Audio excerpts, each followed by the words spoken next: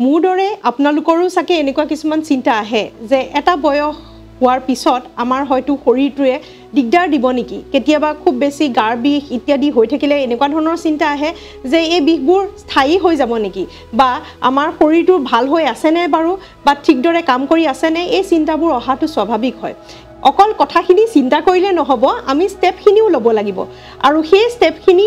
ল'বৰ বাবে আমি জনাটো দৰকাৰী আহকচোন আজি এই ভিডিঅ'ৰ যোগেৰে আমি জানিবলৈ চেষ্টা কৰোঁ কিছুমান সৰু সৰু কথা যি প্ৰকৃততে আমি এটা বয়স হোৱাৰ পিছত আমি গুৰুত্ব দিয়াটো অতি আৱশ্যকীয় বিশেষকৈ ৩৫ বছৰ মানৰ পিছৰ পৰাই আমি এইখিনিৰ ওপৰত বিশেষ গুৰুত্ব দিব লগীয়া হয় কেনে ধৰণৰ খাদ্য খাব লাগে কি খাদ্যই আপোনালোকক হেলথত সাপোৰ্ট দিব কেনেকুৱা ধৰণৰ এক্সাৰসাইজ প্ৰকৃততে সেই বয়সত কৰিব লাগে অকল খাদ্য আৰু এক্সাৰসাইজে নহয় কি টিপছ আছে যাৰ সহায়ত আমি এই সমস্যাবোৰৰ পৰা বাচি থাকিব পাৰোঁ মেডিকেল ফিল্ডত থকাৰ বাবে হয়তো কিছুমান কথা মই জানো আৰু সেইবাবে এইখিনি কথা আপোনালোকৰ লগতো শ্বেয়াৰ কৰিবলৈ চেষ্টা কৰিছোঁ যাতে যিসকলে নাজানে তেওঁলোকেও এই বিষয়ে জ্ঞাত হয় আৰু কেয়াৰ ল'বলৈ সক্ষম হয় প্ৰথমতে আৰম্ভ কৰোঁ ডায়েটৰ পৰাই যে কেনেকুৱা ধৰণৰ খাদ্যসমূহে আমাক ছাপোৰ্ট দিব পাৰে ফাইবাৰযুক্ত খাদ্য আমি বিশেষকৈ খাবলৈ চেষ্টা কৰিব লাগে কিয়নো এই ফাইবাৰসমূহে আমাৰ পাকস্থলীৰ যিটো হেলথ হেতু ঠিক কৰি ৰাখে আপোনালোকে সকলোৱে জানে যে লাহে লাহে আমাৰ হজম কৰা ক্ষমতাটো কমি আহে আমাৰ খাদ্যসমূহ হজম নোহোৱা হয় সোনকালে পেটৰ অসুখ হয় পেট উফন্দি যায় এই সমস্যাবোৰৰ পৰা বাচিবৰ বাবে আপোনালোকে আমাৰ মেইন মেচিনটো ঠিক কৰি ৰাখিব লাগিব আৰু সেই মেচিনটো ঠিক কৰি ৰাখিবলৈ প্ৰয়োজন হয় যথেষ্ট পৰিমাণে ফাইবাৰ শাক-পাচলিসমূহত ভৰপূৰ পৰিমাণে ফাইবাৰ থাকে বিশেষকৈ ক্ৰুচিফাৰাছ ভেজিটেবল যেনেকৈ ধৰি লওক আমাৰ ব্ৰকলি ফুলকবি আমাৰ ওলকবি মূলা এনেকুৱা ধৰণৰ লগতে বিনছ এনেকুৱা ধৰণৰ পাচলিসমূহ ভৰপূৰ পৰিমাণে ফাইবাৰ থাকে অকল পাচলিয়ে নহয় তাৰ লগতে পালচেছসমূহৰ ওপৰতো গুৰুত্ব দিব পাৰোঁ পালচেছ মানে ধৰি লওক আমাৰ মটৰ মাহ ৰাজমাহ লবিয়া এনেকুৱা ধৰণৰ খাদ্যসমূহ আমি মাজে সময়ে নিশ্চয় খাবলৈ চেষ্টা কৰিব লাগে ইয়াত পিছত আহোঁ যে আমাৰ খাদ্যত হেল্ডি ফেটছৰ প্ৰয়োজন হয়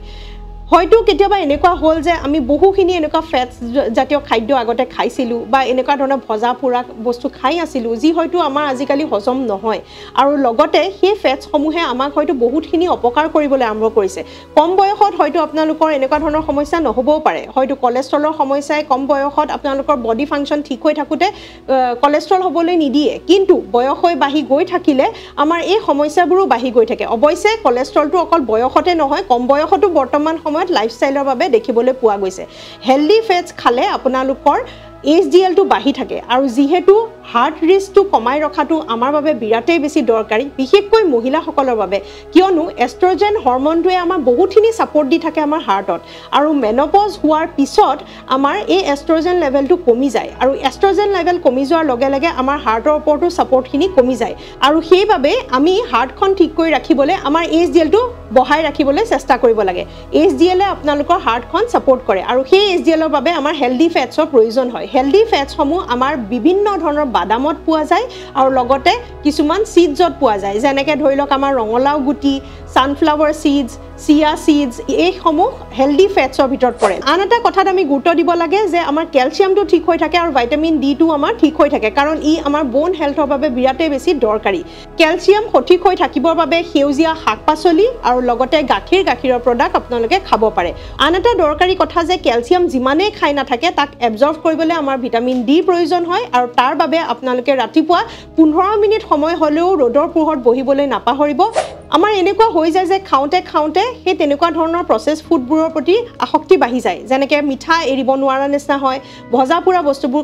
এৰিব নোৱাৰা নিচিনা হয় আৰু সেইসমূহ বেয়া বুলি জানি এৰিব পাৰিলেও আমাৰ বেকাৰী বিস্কুট হওক বা আমাৰ কেক হওক এইসমূহেও আমাক বহুতখিনি অপকাৰ কৰে আৰু সেইবাবে এই প্ৰসেছ খাদ্যসমূহৰ পৰা আৰু খুব মিঠা ৰিফাইন চুগাৰৰ পৰা আঁতৰি থাকিবলৈ চেষ্টা কৰাটো আমাৰ বাবে বিৰাটেই বেছি দৰকাৰী হয় কিয়নো আপোনালোকে দেখিছে যে চুগাৰ বাঢ়ি গ'লে আমাৰ শৰীৰত ইনফ্লামেশ্যন বাঢ়ি যায় আৰু যেহেতু আমাৰ বয়স আগবাঢ়ি গৈ আছে তাৰ ফলতে আমাৰ বডি ফাংচন চেঞ্জেছ হৈছে যাৰ ফলত ইনফ্লামেশ্যনটো আমাৰ শৰীৰে ঠিক কৰিবলৈ সাবসাইড কৰিবলৈ সক্ষম নহ'ব পাৰে আৰু ই ক্ৰনিক ইনফ্লামেশ্যনলৈ গতি কৰিব পাৰে এতিয়া খাদ্যৰ পিছত আনটো দৰকাৰী কথা লৈ যাওঁ সেইটো হৈছে ফিজিকেল এক্টিভিটি সকলো লোকেই ৩৫ বছৰৰ আগতো কৰাটো দৰকাৰীয়ে কিন্তু ৩৫ বছৰৰ পিছত কম্পালসৰিলি কৰিব লাগে কাৰণ ই আমাক বহুতখিনি প্ৰটেকশ্যন দিবলৈ সক্ষম হয় ফিজিকেল এক্টিভিটিৰ ভিতৰত কমসে কম আধা ঘণ্টা সময় খোজ কঢ়াটো অতিকৈ আৱশ্যকীয় আৰু যিসকলৰ আগৰ পৰা অভ্যাস আছে তেওঁলোকে ৰেজিষ্টেন্স ট্ৰেইনিং অৰ্থাৎ অকমান ৱেইট ট্ৰেইনিং যেনেকৈ ধৰি লওক অলপ পৰিমাণে হ'লে ডাম্বল এক্সাৰচাইজেছ বা ফ্লোৰ এক্সাৰচাইজেছ কিছুমান কৰিবলৈ চেষ্টা কৰিব লাগে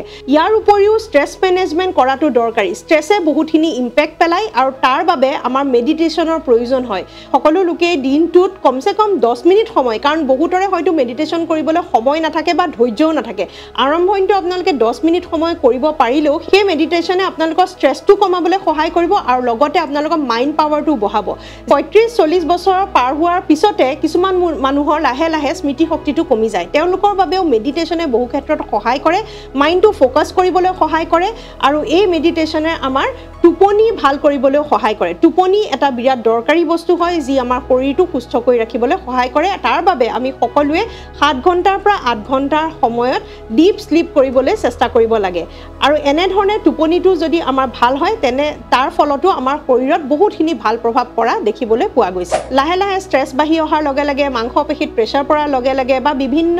জইণ্টৰ প্ৰব্লেম হ'বলৈ আৰম্ভ কৰা দেখিবলৈ পোৱা যায় সেই বিষবোৰ যদি আপোনালোকৰ হয় তেনেহলে মাজে সময়ে গৰম পানীৰ হেক সেই বিষৰ অংশত দিবলৈ নাপাহৰিব ই আমাৰ ব্লাড সাৰ্কুলেশন ইমপ্ৰুভ কৰিব আৰু মাংসপেশীৰ ফাংচনসমূহ ঠিক কৰি ৰাখিবলৈ সহায় কৰিব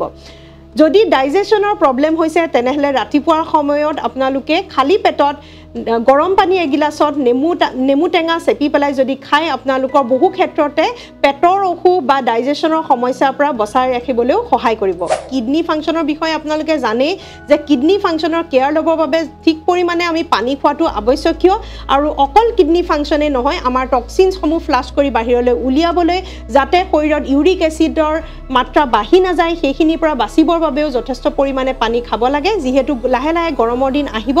এই গৰমৰ দিনত আপোনালোকে কমসে কম 2.5 লিটাৰৰ পৰা 3 লিটাৰ অৰ্থাৎ 8 গিলাছৰ পৰা 12 গিলাছলৈকে পানী খাবলৈ চেষ্টা কৰিব লাগে ঠাণ্ডা দিনেই হওক বা গৰম দিনেই হওক ইউভি ৰেজৰ পৰা বচাবৰ বাবে আমাৰ ছালখনত সকলো লোকে ছানস্ক্ৰীন ব্যৱহাৰ কৰাটো দৰকাৰী নহলে অতি সোনকালে সেই ছালখনৰ অপকাৰ হয় আৰু সোনকালে খুতুৰা পৰিবলৈ আৰম্ভ কৰে অকল খুতুৰাই নহয় কোলা কোলা স্পট যিবোৰ এজিং প্ৰচেছৰ বাবে হয় আৰু সাধাৰণতে আমি তেতিয়াহে গুৰুত্ব দিওঁ যেতিয়া এই স্পট আহিবলৈ আৰম্ভ কৰে কিন্তু 35 বছৰ বয়সৰ পৰাই আমি স্কিনখনৰ সঠিকভাৱে কেয়াৰ লোৱাটো আৱশ্যকীয় সানস্ক্ৰীন আমাৰ পুৰুষেই হওক বা মহিলাই হওক সকলোৱে ব্যৱহাৰ কৰাটো দৰকাৰী SPF 30 পৰা 50 ভিতৰত আপোনালোকে বাহিৰত ওলাই যাওঁতে ওলাই যোৱাৰ আধা ঘণ্টাৰ আগত সদায় ছালত সানস্ক্ৰীন লগাবলৈ নাপাহৰিব এনে ধৰণে যদি আমি ছালৰ আমাৰ পাকস্থলীৰ আমাৰ কিডনি ফাংচনৰ আমাৰ শৰীৰৰ হাৰ্টৰ সকলোখিনি কেয়াৰ চাৰিওফালৰ পৰা কেয়াৰ দি থাকোঁ তেনেহলে আমি আমাৰ